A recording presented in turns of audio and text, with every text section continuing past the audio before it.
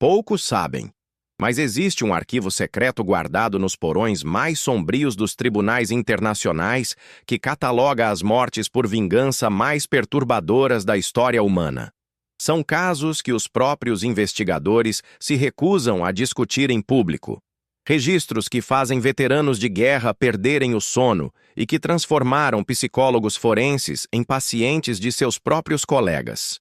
O que você está prestes a descobrir deveria permanecer enterrado para sempre. Mas alguém decidiu que é hora de você saber a verdade sobre até onde a sede de vingança pode levar um ser humano quando todos os limites morais são destroçados. Se você acredita que já viu tudo sobre crueldade humana, prepare-se para descobrir que estava vivendo em uma bolha de inocência. Estas não são apenas mortes violentas ou crimes passionais que vemos nos noticiários. Estamos falando de vinganças planejadas durante décadas, executadas com uma frieza cirúrgica que faria serial killers sentirem náusea. Cada caso que será revelado aqui representa um mergulho no abismo mais profundo da psique humana, onde a necessidade de retribuição se transformou em algo tão monstruoso que desafia nossa compreensão sobre os limites da maldade. Você precisa entender que essas informações não chegaram até mim por acaso. Durante 15 anos investigando os crimes mais perturbadores do planeta, tive acesso a documentos que nunca deveriam ter saído dos cofres blindados da Interpol. Conversei com investigadores aposentados que ainda acordam gritando no meio da madrugada, revisitando cenas que presenciaram décadas atrás. Alguns deles me imploraram para nunca tornar públicas essas informações, alegando que certas verdades são veneno puro para a mente humana. Mas existe algo que esses especialistas não conseguem explicar e que deveria te assustar profundamente. Por que casos tão extremos de vingança estão se multiplicando nos últimos anos? Por que métodos de tortura considerados extintos há séculos estão ressurgindo em crimes contemporâneos? E, principalmente, por que os perpetradores desses atos demonstram uma satisfação tão perturbadora ao descrever cada detalhe de suas vinganças durante os interrogatórios?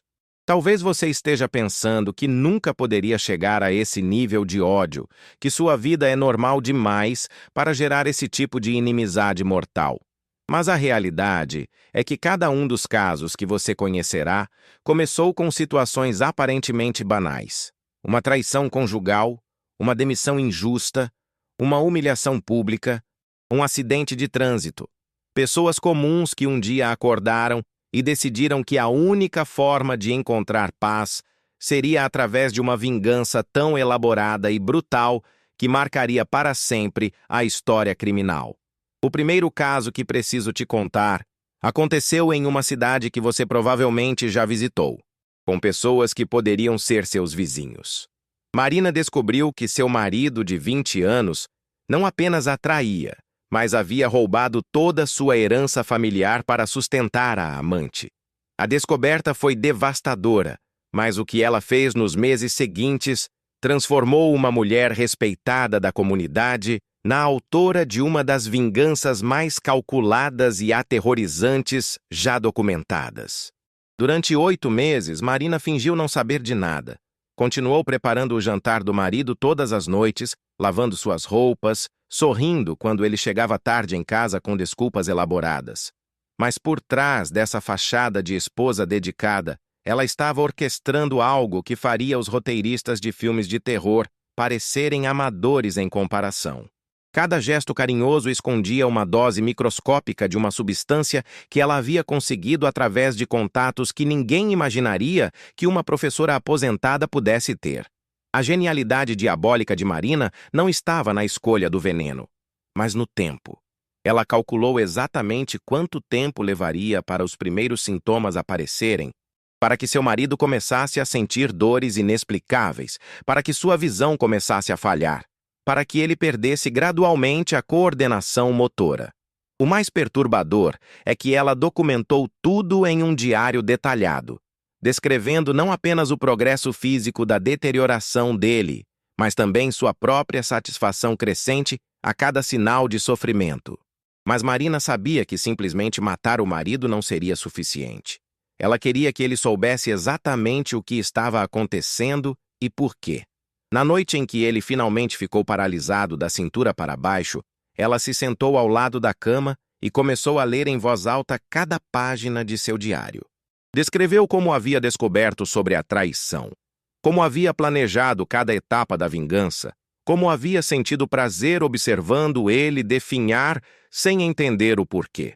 O que Marina fez nas últimas 48 horas de vida de seu marido não pode ser descrito completamente aqui. Mas os investigadores que encontraram a cena precisaram de tratamento psicológico por meses. Ela havia transformado o quarto do casal em uma espécie de museu da traição, com fotos ampliadas das conversas dele com a amante, extratos bancários destacando cada centavo roubado e uma série de objetos que representavam momentos específicos de humilhação que ela havia planejado para ele. Mas a história de Marina é apenas o primeiro degrau de uma escadaria que desce direto para o inferno. Porque existe algo ainda mais perturbador nos casos que se seguiram. Vindetas que duraram gerações inteiras, famílias que passaram décadas planejando a destruição completa de outras famílias, métodos de tortura psicológica tão elaborados que transformaram as vítimas em cascas vazias de seres humanos muito antes de suas mortes físicas. O segundo caso aconteceu em uma fazenda isolada, onde duas famílias vizinhas mantinham uma rixa que começou com uma disputa por terra e evoluiu para algo que transcendeu qualquer conceito normal de ódio. Os Ferreira e os Santos haviam sido amigos por gerações, até que uma questão de herança os transformou em inimigos mortais. Durante 15 anos, pequenas provocações escalaram para sabotagens, ameaças, violência física, até que chegaram a um ponto onde apenas a destruição total do oponente poderia trazer satisfação. Roberto Santos passou 3 anos estudando os hábitos de toda a família Ferreira. Sabia que horário cada um acordava, que trajeto faziam para o trabalho, onde costumavam fazer compras, quais eram seus medos mais profundos, mas ao invés de simplesmente atacar, ele decidiu que ia destruir suas vítimas de dentro para fora, fazendo com que elas mesmas se destruíssem enquanto ele assistia de longe. A campanha de terror psicológico de Roberto começou de forma sutil. Cartas anônimas chegavam na casa dos Ferreira contendo informações íntimas sobre suas vidas, segredos que apenas familiares próximos poderiam saber. Fotos antigas da família apareciam rasgadas na caixa de correio, sempre com rostos específicos marcados com tinta vermelha. Animais de estimação começaram a desaparecer e reaparecer mortos em locais estratégicos da propriedade, sempre acompanhados de mensagens que faziam referência a eventos traumáticos do passado. Roberto sabia exatamente como destruir cada membro da família individualmente. Para o patriarca, ele revelou publicamente um caso extraconjugal de décadas atrás, destruindo um casamento de 40 anos. Para a filha mais nova, ele espalhou rumores na escola sobre sua sexualidade, transformando sua vida social em um pesadelo. Para o filho mais velho, ele plantou evidências falsas de uso de drogas no local de trabalho, causando sua demissão e destruindo sua reputação profissional. Mas tudo isso era apenas preparação para o evento principal. Roberto havia descoberto que a família inteira se reunia todo domingo para almoço na casa dos avós. Era uma tradição sagrada, o único momento da semana em que todos estavam juntos e felizes. Ele decidiu que esse seria o cenário perfeito para sua obra-prima de vingança. Durante meses, Roberto conseguiu acesso à casa dos avós e instalou dispositivos que lhe permitiam ouvir e ver tudo o que acontecia durante esses almoços familiares. Ele gravou conversas íntimas, discussões particulares, momentos de vulnerabilidade, criando um arquivo completo da dinâmica familiar. Depois, começou a usar essas informações para semear discórdia entre os próprios familiares. Mensagens de texto falsas foram enviadas entre irmãos, revelando supostas traições e mentiras. E-mails anônimos chegavam aos cônjuges contendo áudios editados que sugeriam infidelidades. Documentos forjados apareciam nas casas, indicando que alguns membros da família estavam conspirando contra outros por questões de herança. Em menos de 6 meses, a família unida se transformou em um ninho de serpentes. Irmãos que nunca haviam brigado entraram em batalhas judiciais brutais. Casamentos que duravam décadas terminaram em divórcios amargos.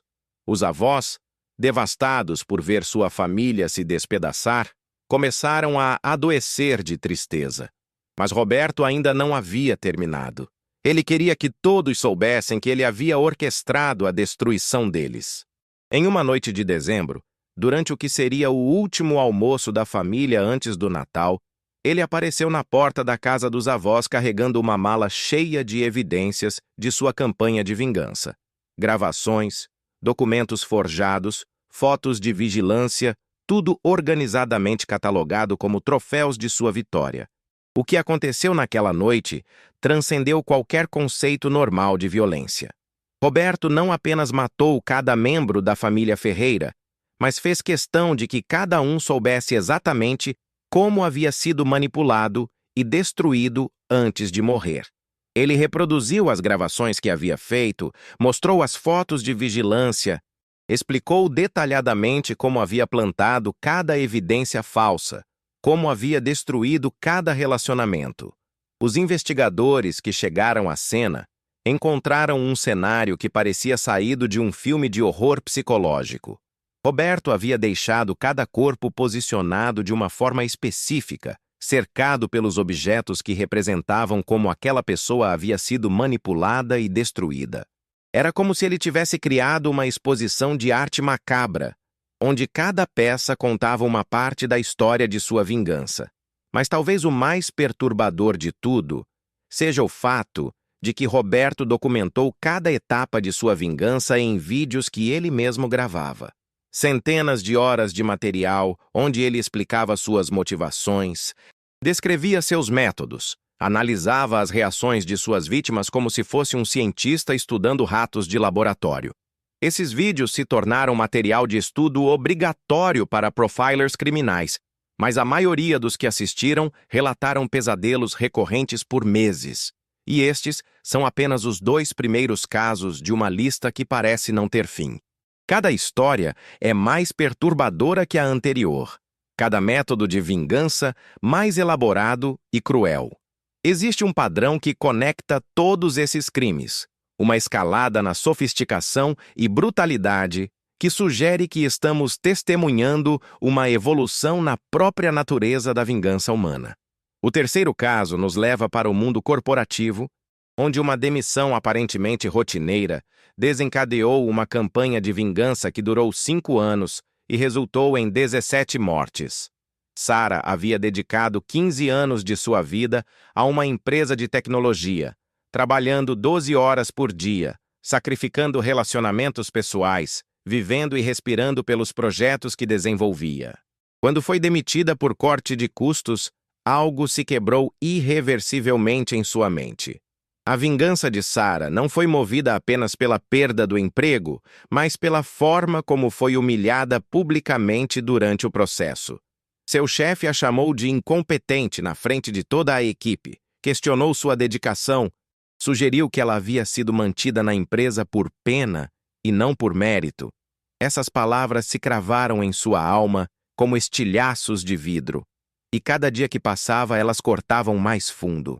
Durante os 6 meses seguintes, Sarah manteve uma rotina aparentemente normal. Procurou emprego, participou de entrevistas, fingia estar superando a situação.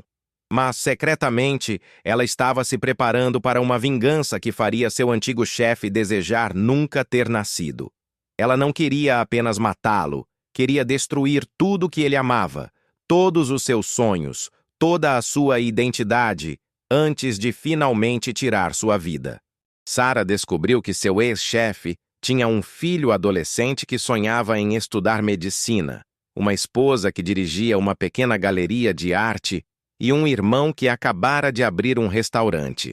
Ela decidiu que ia destruir cada uma dessas pessoas de uma forma diferente, criando uma sinfonia de sofrimento onde cada nota seria cuidadosamente orquestrada para máximo impacto psicológico. O plano começou com o filho. Sara conseguiu um emprego como tutora particular na escola onde ele estudava, usando identidade falsa e referências forjadas. Durante meses, ela ganhou a confiança do garoto, se tornando uma figura maternal substituta. Ele começou a contar seus segredos, suas inseguranças, seus medos mais profundos sobre não conseguir entrar na faculdade de medicina. Quando Sara sentiu que havia criado um vínculo suficientemente forte, ela começou a sabotá-lo de dentro para fora. Plantou drogas em sua mochila durante uma inspeção escolar.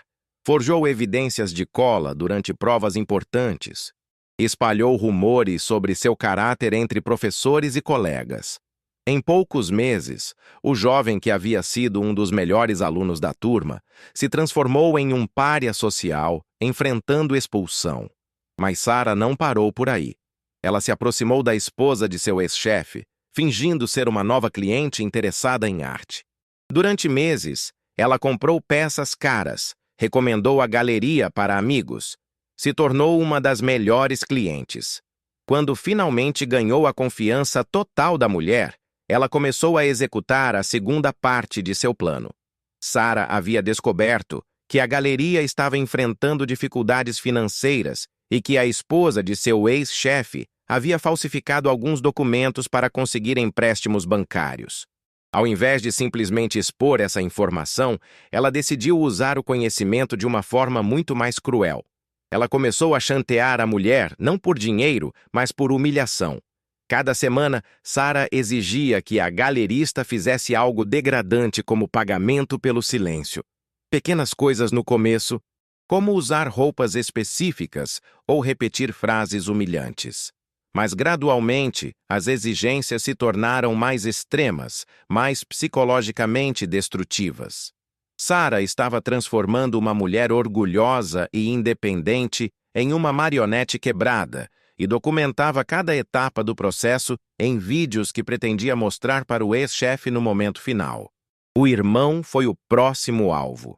Sara descobriu que ele havia investido todas as suas economias no restaurante e que o negócio estava sendo seu sonho de vida desde a infância. Ela se tornou uma cliente regular, sempre simpática e educada, construindo um relacionamento de confiança. Depois, começou a sabotar o estabelecimento de formas quase imperceptíveis.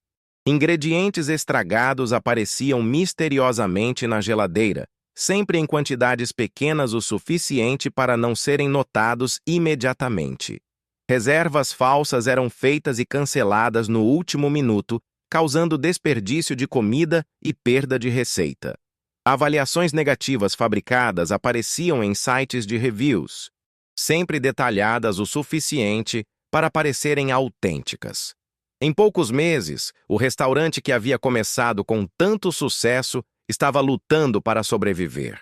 O irmão do ex-chefe de Sara estava trabalhando 20 horas por dia, desesperado para salvar seu sonho, sem entender por que tudo estava dando errado. Ele começou a desenvolver problemas de ansiedade, ataques de pânico, depressão severa, mas tudo isso era apenas preparação para o ato final. Sara havia passado 2 anos destruindo metodicamente cada pessoa que seu ex-chefe amava, e agora estava pronta para revelar sua identidade e executar o golpe final. Ela preparou uma apresentação detalhada de tudo o que havia feito, com fotos, vídeos, documentos, cronogramas, explicações precisas de como havia manipulado e destruído cada vida. Na noite escolhida para o confronto final, Sara invadiu a casa de seu ex-chefe e o forçou a assistir sua apresentação de vingança. Durante 4 horas, ela mostrou cada etapa de sua campanha de destruição. Explicou como havia quebrado psicologicamente seu filho, como havia transformado sua esposa em uma escrava, como havia arruinado o sonho de seu irmão. O que aconteceu depois é difícil de descrever sem causar pesadelos em quem ouve. Sara não apenas matou seu ex-chefe, mas primeiro o forçou a ligar para cada membro de sua família e confessar que havia causado todas as tragédias que eles estavam enfrentando. Ela o fez pedir desculpas por cada humilhação, por cada momento de desespero, por cada noite de insônia que eles haviam passado. Depois, ela matou cada membro da família na frente dele, usando métodos que haviam sido especificamente escolhidos para causar o máximo sofrimento psicológico possível. O filho que ela havia sabotado na escola foi morto com uma overdose das mesmas drogas que ela havia plantado em sua mochila. A esposa foi estrangulada com fios de arame que Sarah havia roubado de uma das esculturas da galeria. O irmão foi envenenado com ingredientes de seu próprio restaurante. Sarah salvou seu ex-chefe para o final, mas antes de matá-lo, ela fez algo que demonstra um nível de crueldade que transcende qualquer compreensão normal. Ela o forçou a escrever cartas de despedida para cada pessoa que havia matado, assumindo a culpa por suas mortes e pedindo perdão por ter arruinado suas vidas. Depois, ela o fez gravar um vídeo confessando todos os seus supostos crimes e explicando por que havia decidido matar sua família antes de se suicidar. A cena que os investigadores encontraram foi cuidadosamente orquestrada para parecer um assassinato em massa seguido de suicídio. Sarah havia passado meses planejando cada detalhe forense, cada evidência que seria encontrada, cada conclusão que os investigadores chegariam.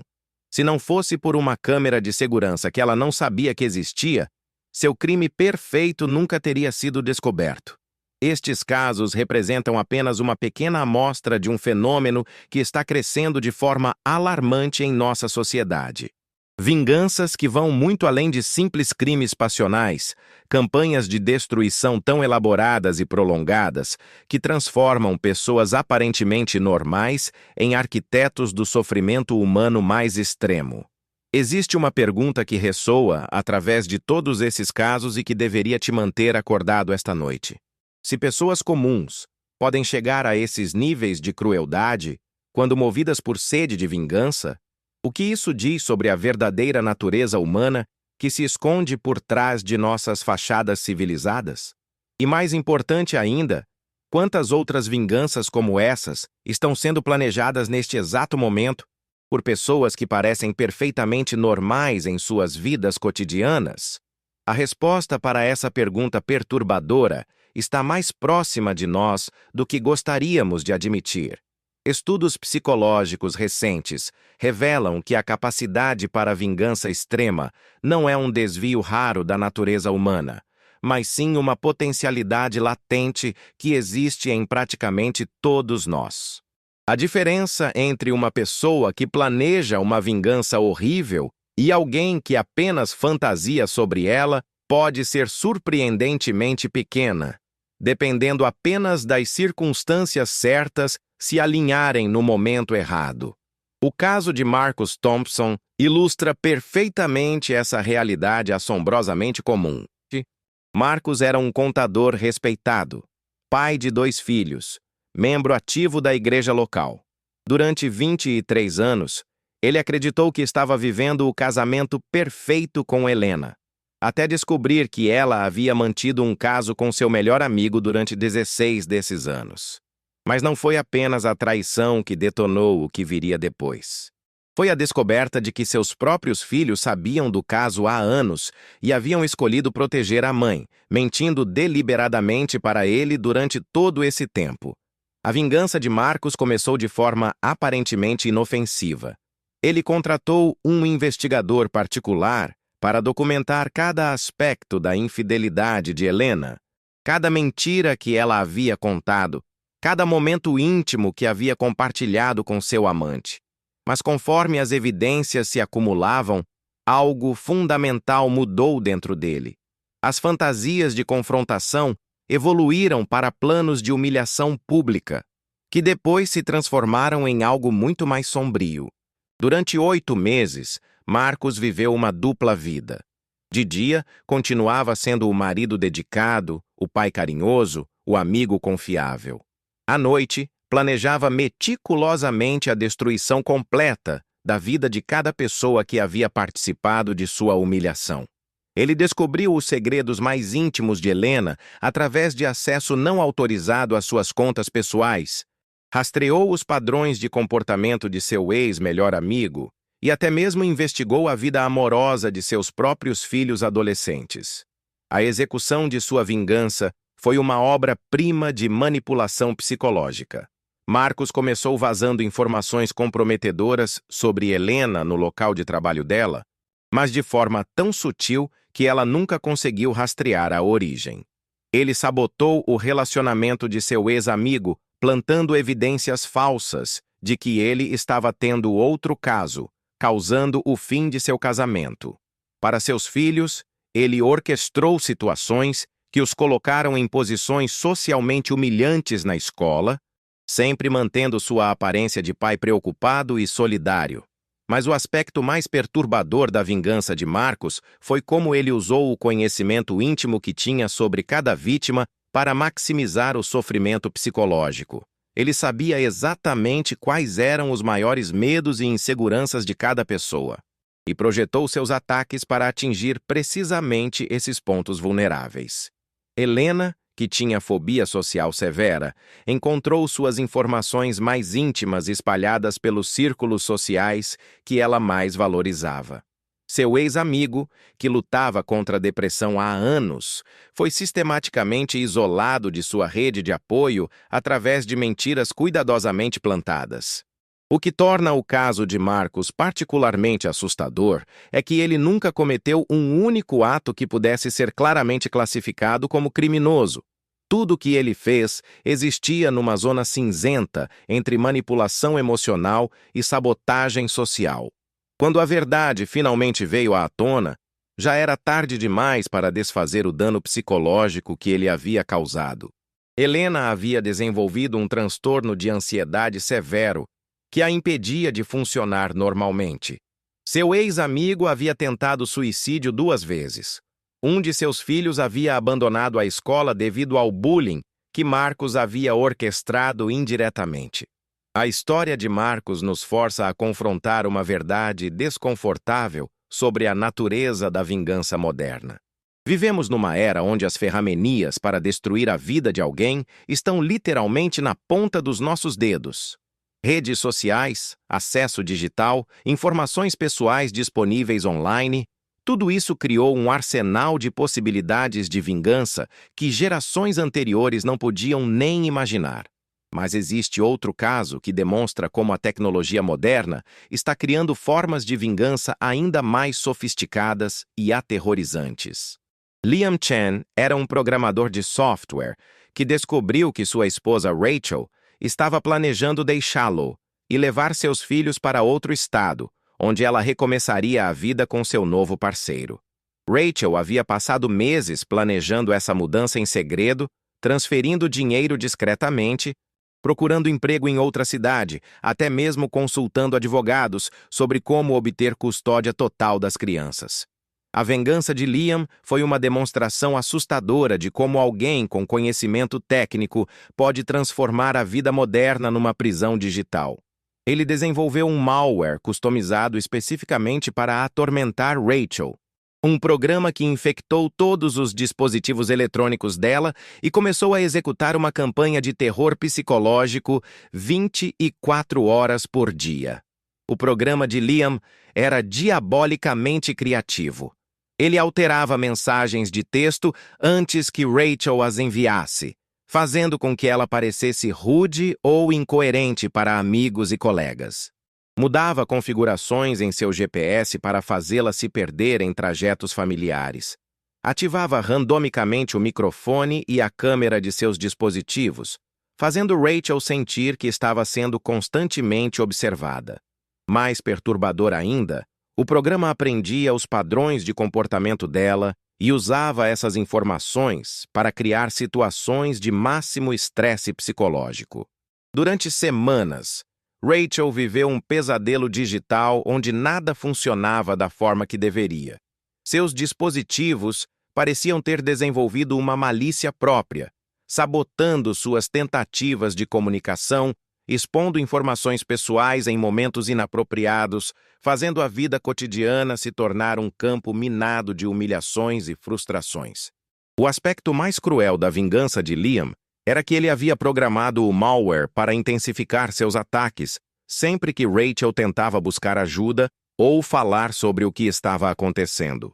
Quando Rachel finalmente descobriu que todos os seus problemas tecnológicos eram resultado de sabotagem deliberada, o dano psicológico já havia sido feito. Ela havia desenvolvido uma paranoia severa em relação à tecnologia, perdido vários relacionamentos importantes devido às mensagens alteradas e até mesmo perdido uma oportunidade de emprego por causa de um incidente onde o malware fez com que informações íntimas fossem enviadas acidentalmente para seu futuro chefe. O que torna casos como o de Liam particularmente aterrorizantes é como eles revelam nossa vulnerabilidade completa na era digital. Quantas pessoas em nossas vidas têm acesso suficiente aos nossos dispositivos e informações pessoais para executar vinganças similares? Ex-parceiros que conhecem nossas senhas, colegas de trabalho com acesso aos nossos sistemas, até mesmo familiares com quem compartilhamos redes domésticas, todos eles são potenciais arquitetos de nosso pesadelo digital se as circunstâncias certas se alinharem. Estes casos nos confrontam com uma realidade profundamente perturbadora sobre a evolução da vingança humana. Estamos entrando numa era onde a capacidade de infligir sofrimento psicológico prolongado e sofisticado não está mais limitada àqueles com recursos ou conexões especiais. Qualquer pessoa com acesso à internet e tempo suficiente para planejar pode agora orquestrar campanhas de destruição que rivalizam com as torturas mais elaboradas da história humana. A pergunta que deveria te apavorar não é se essas vinganças são reais, porque claramente são. A pergunta é quantas pessoas ao seu redor, neste exato momento, têm tanto o motivo quanto a capacidade de executar algo similar contra você. E talvez mais assustador ainda, quantas vezes você mesmo já fantasiou sobre vingança e parou apenas porque não sabia como executá-la? Não porque não queria! E se eu te dissesse que essas histórias que você acabou de ouvir são apenas a ponta do iceberg de algo muito mais sinistro que está acontecendo bem embaixo dos nossos narizes? Cada caso que apresentei aqui representa milhares de outros que nunca viram a luz do dia, que nunca foram reportados, que nunca chegaram aos tribunais porque as vítimas nem mesmo sabem que estão sendo caçadas. A vingança evoluiu para algo que nossos ancestrais jamais poderiam imaginar. Algo que transcende os limites físicos e temporais que sempre definiram o sofrimento humano. Agora mesmo, enquanto você assiste a este vídeo, existe uma possibilidade real de que alguém esteja monitorando cada clique seu, cada mensagem que você envia, cada foto que você tira, esperando pelo momento perfeito para transformar sua própria vida digital numa arma contra você. O que me mantém acordado à noite não são os casos extremos que conseguimos documentar, mas sim a consciência de que para cada vingança digital que descobrimos, existem provavelmente 100 outras operando no silêncio absoluto. Pense nas pessoas que simplesmente desapareceram da sua vida nos últimos anos. Aqueles que pararam de responder suas mensagens, que se afastaram sem explicação, que mudaram completamente de comportamento da noite para o dia. Quantos deles podem ter sido vítimas de campanhas silenciosas de destruição psicológica que você nunca chegou a descobrir? Quantos podem ter sido manipulados a te odiar através de evidências fabricadas que você nem imagina que existem? E a realidade mais aterrorizante sobre essas vinganças modernas não é sua sofisticação tecnológica, mas sim como elas exploram nossa necessidade básica de confiança para funcionar em sociedade. Todos nós dependemos de um contrato social invisível, onde acreditamos que as pessoas são quem dizem ser, que as evidências digitais refletem a realidade, que nossas memórias e percepções são confiáveis. Mas e se esse contrato foi completamente quebrado sem que percebêssemos? E se vivemos agora numa realidade onde qualquer coisa pode ser falsificada, qualquer relacionamento pode ser sabotado, qualquer reputação pode ser destruída por alguém com as ferramentas certas e motivação suficiente? O caso de Marcos, aquele empresário cuja vida foi sistematicamente demolida por um ex-sócio, me assombra, porque revela como nossa sociedade ainda não desenvolveu mecanismos para lidar com esse novo tipo de guerra psicológica. Quando Marcos tentou explicar para a polícia que alguém havia hackeado seus sistemas, plantado evidências falsas e manipulado suas comunicações, ele foi tratado como paranoico. Quando apresentou evidências técnicas, foi descartado como alguém tentando se esconder atrás de desculpas elaboradas.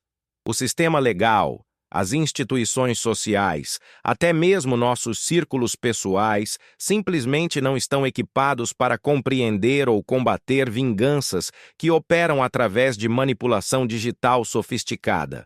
Isso cria um ambiente perfeito para predadores psicológicos operarem com impunidade quase total. Eles sabem que suas vítimas provavelmente não serão acreditadas, que as evidências digitais serão aceitas como verdade absoluta, que a confusão e paranoia resultantes vão fazer com que as vítimas pareçam instáveis para qualquer pessoa de fora, tentando entender a situação. É um crime perfeito para a era moderna, onde nossa dependência da tecnologia se tornou nossa maior vulnerabilidade. Mas talvez o aspecto mais perturbador de todos esses casos seja como eles nos forçam a confrontar verdades desconfortáveis sobre a natureza humana. Sarah, a mulher que orquestrou a destruição psicológica completa de seu ex-marido, não era um monstro óbvio. Por todos os relatos, ela era uma pessoa normal, inteligente, que simplesmente encontrou ferramentas que amplificaram suas piores tendências vingativas a um nível anteriormente impossível. Quantas pessoas no seu círculo social têm o mesmo potencial destrutivo, mas simplesmente nunca tiveram a motivação ou oportunidade para expressá-lo? A democratização das ferramentas de vigilância e manipulação digital significa que comportamentos que antes requeriam recursos consideráveis ou conexões especiais agora estão ao alcance de qualquer pessoa com acesso à internet e tempo para aprender. Softwares de espionagem que antes custavam milhares de dólares agora podem ser baixados gratuitamente. Técnicas de engenharia social que eram segredos de agências de inteligência agora são ensinadas em vídeos do YouTube. A barreira entre uma pessoa comum e alguém capaz de orquestrar campanhas de destruição psicológica sofisticadas praticamente desapareceu. Isso nos coloca numa posição única na história humana, onde precisamos navegar relacionamentos interpessoais, sabendo que qualquer pessoa com quem interagimos pode potencialmente ter acesso a ferramentas de vingança que fariam os torturadores medievais sentirem inveja. Cada senha que compartilhamos, cada dispositivo que deixamos desbloqueado, cada foto íntima que mandamos, cada segredo que confiamos a alguém se torna uma arma potencial que pode ser usada contra nós se o relacionamento azedar. O que me deixa genuinamente apavorado é perceber como somos todos vulneráveis de maneiras que nem começamos a compreender completamente. Quantos de nós realmente sabem quais informações sobre nossas vidas estão armazenadas em quais sistemas? Quantos de nós entendemos verdadeiramente como nossas pegadas digitais podem ser manipuladas ou usadas contra nós? Quantos de nós têm protocolos reais de segurança que nos protegeriam se alguém decidisse nos transformar em alvo? A verdade inconveniente é que a maioria de nós está vivendo como se ainda estivéssemos numa era pré-digital, onde vingança significava confronto físico direto ou fofoca limitada a círculos sociais pequenos. Continuamos operando com um modelo mental de segurança pessoal que simplesmente não se aplica mais à realidade atual. Deixamos rastros digitais por todos os lugares, confiamos em sistemas que não compreendemos e construímos nossas vidas inteiras sobre fundações tecnológicas que podem ser subvertidas por qualquer pessoa com conhecimento suficiente e motivação para nos prejudicar. Esses casos de vingança que exploramos hoje não são aberrações ou exceções. Eles são sintomas de uma transformação fundamental em como poder, controle e capacidade de infligir sofrimento são distribuídos na sociedade moderna. Estamos entrando numa era onde a distinção entre vítima e agressor pode ser completamente invertida através de manipulação digital sofisticada, onde evidências podem ser fabricadas de forma indistinguível da realidade, onde reputações podem ser destruídas e reconstruídas com alguns cliques. A pergunta que deveria te manter acordado à noite não é se você poderia ser vítima de uma vingança assim, mas sim se você já é vítima de uma e simplesmente não percebeu ainda. Quantas oportunidades perdidas, relacionamentos destruídos, situações sociais estranhas na sua vida podem ter sido resultado de manipulação que você nunca detectou? Quantas vezes você interpretou comportamentos estranhos de pessoas próximas como mudanças naturais, quando, na verdade, elas podem ter sido influenciadas por informações falsas sobre você? E talvez a reflexão mais perturbadora de todas: quantas vezes você mesmo já fantasiou sobre vingança elaborada contra alguém que te magoou e a única coisa que te impediu de agir foi não saber como, não falta de vontade? Se você tivesse acesso às ferramentas e conhecimento que essas pessoas usaram, você teria a força moral para não usá-las quando confrontado com traição, humilhação ou injustiça?